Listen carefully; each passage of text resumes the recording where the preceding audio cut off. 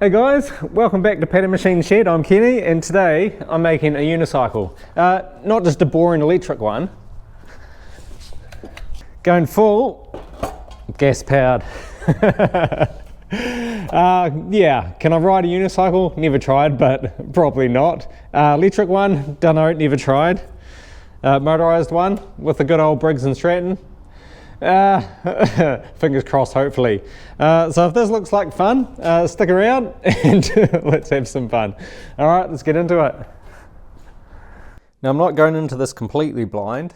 I'm basing mine off this design here by Peter. He's built this in Christchurch, New Zealand in 1992, and he called it the Motorbike. It's a motorized, not bicycle, a monocycle. So monocycle, motorbike. And as far as we're aware, after the research, it's the earliest version of this style that's actually been successfully ridden, and he's ridden it quite a way. I think on one occasion it was 30 kilometers non-stop, which is about 20 miles, and that was across roads and all different terrain as well. Also gave me some tips on what makes this thing work. So this is all his scribbles of how the wheel rubs onto the rim. Down here you got your frame, seat, handlebars. 23-inch wheel is what he's recommending. Some big heavy plates so it'll stay upright. So I'm going to take that concept, and it's still going to be that basic T with the seat and handlebars out the front. That's for stability. A lot of electric ones don't have that nowadays, but they self-balance, whereas you need something to hang on to. As I'm building it, I'm going to refer back to his notes and the variations I'm making, which are going to affect handling as far as what he's concluded.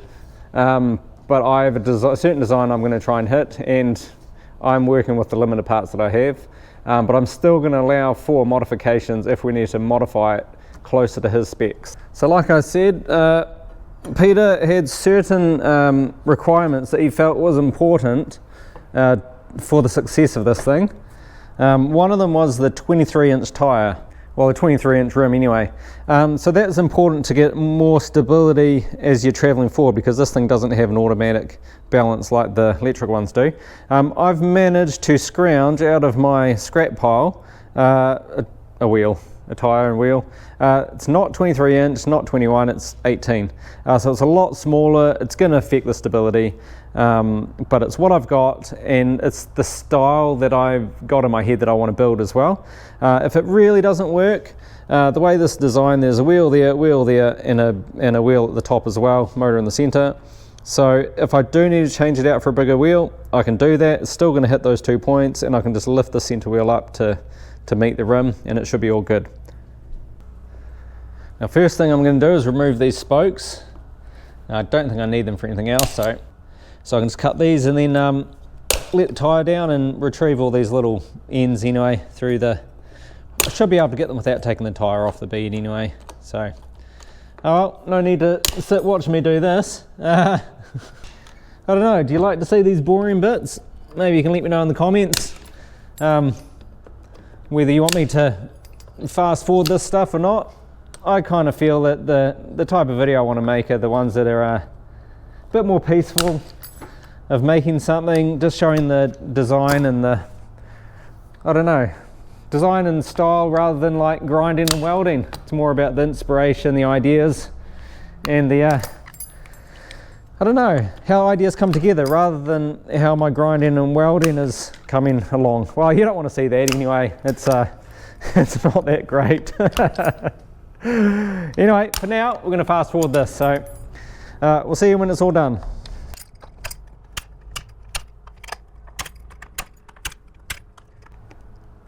And one more. That's it. So much room for activities. Oh, I think this engine should fit in fine. So I built little supports for the engine, what do you call it, engine mount, or foot plate, engine plate, something like that. Now that I think about it, I should have actually built this stand on rollers, so once it's running I can test it out, have it spinning.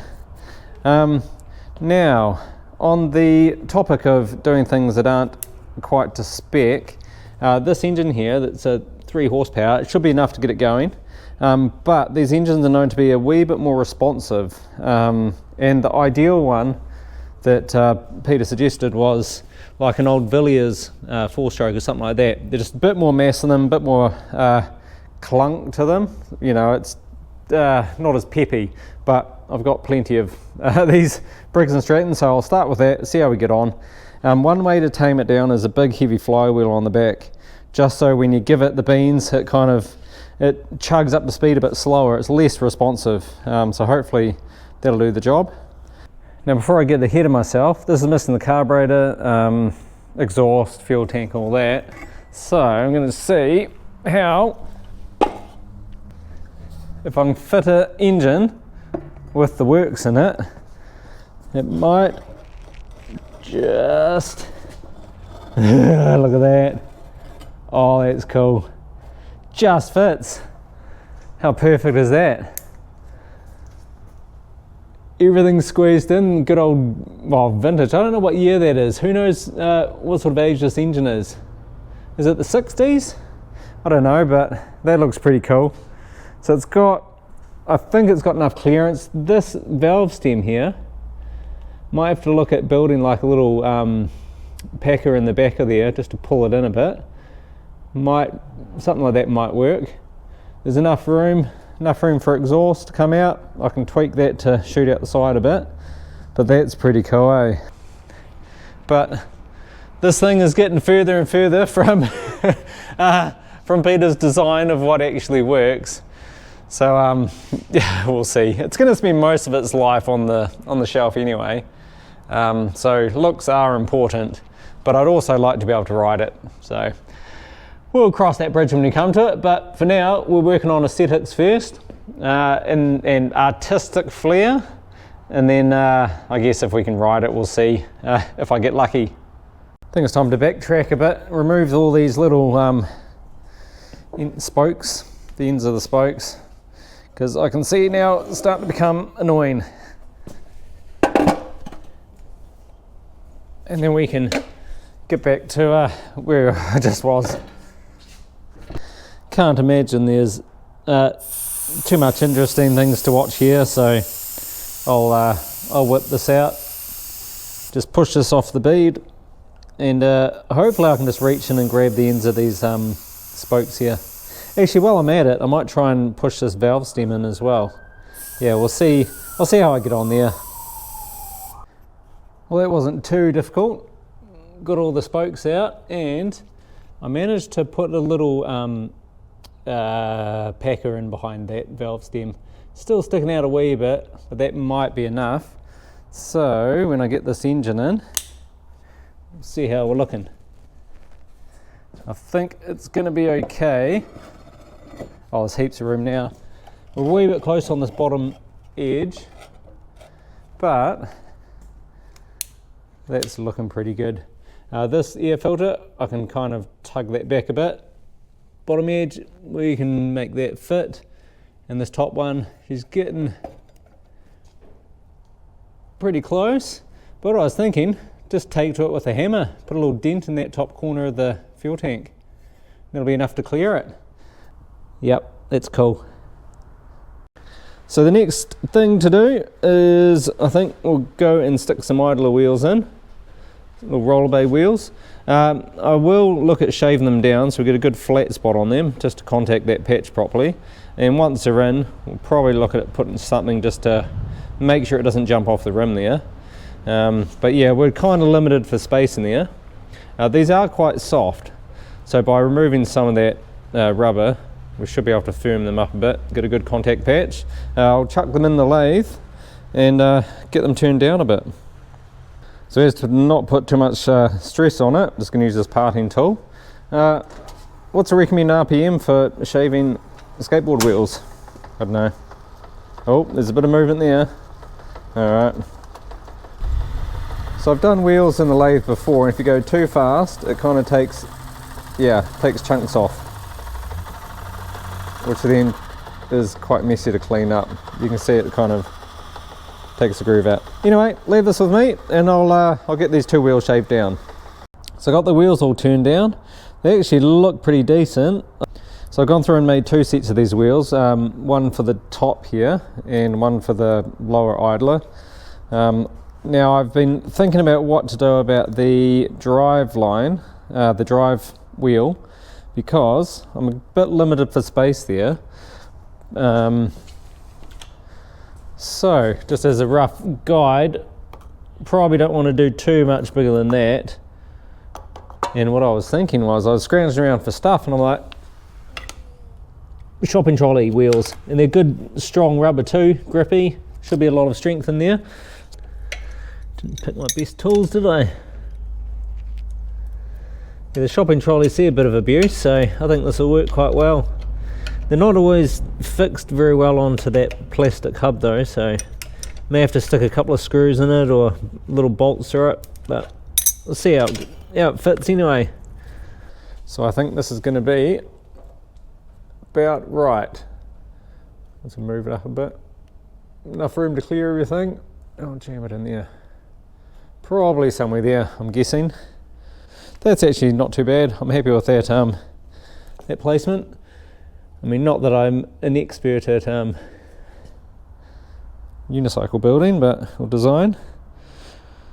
Yep, that'll do the job. So most of the weight is going to, well, all the weight's going to be taken on these, and that's just like a lifting force and centering, I suppose, but you're not putting weight on that top one.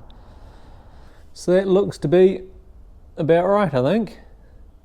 So those wheels are pretty level, and that should be straight, so that will have to go back just a slight bit, but that's looking pretty good.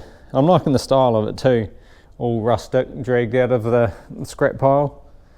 Right, the next piece of the puzzle is to work out this pulley size and configuration and stuff, so we can get the final placement of that for the mounts and stuff like that.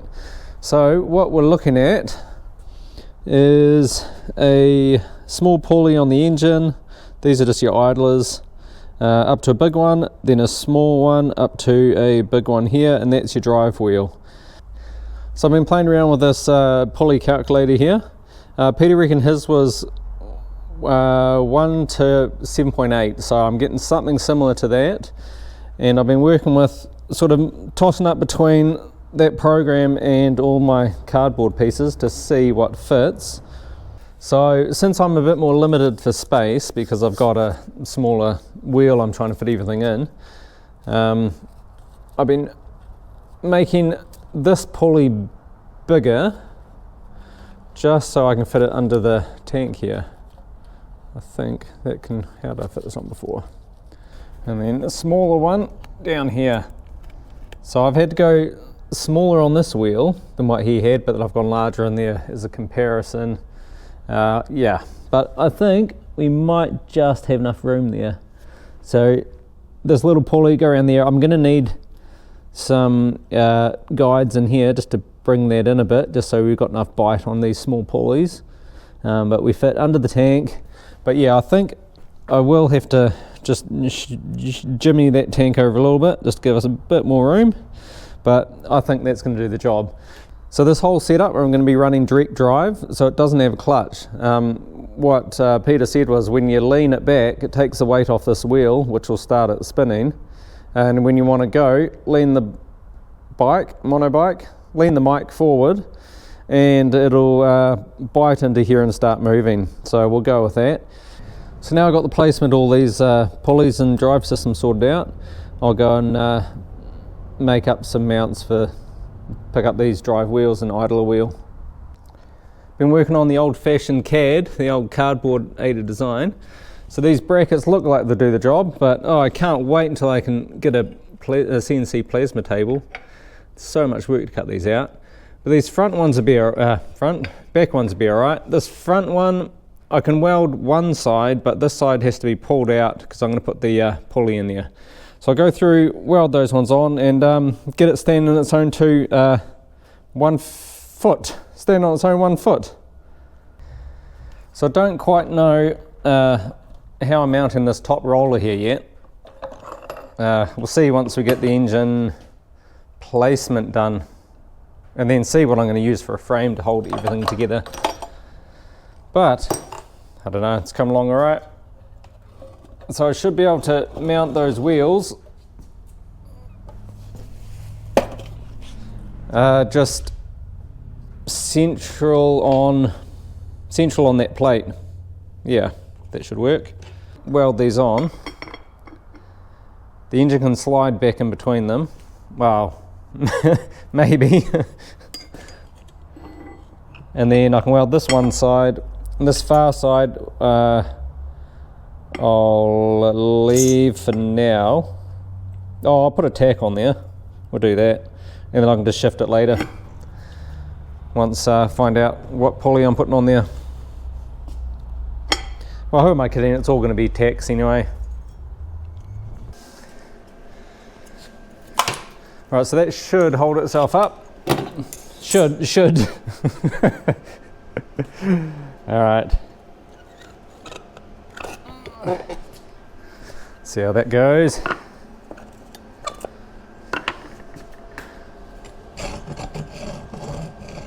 What is scrape? Oh yeah, it's just that scraping.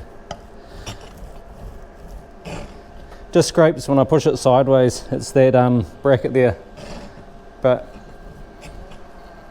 it's all right.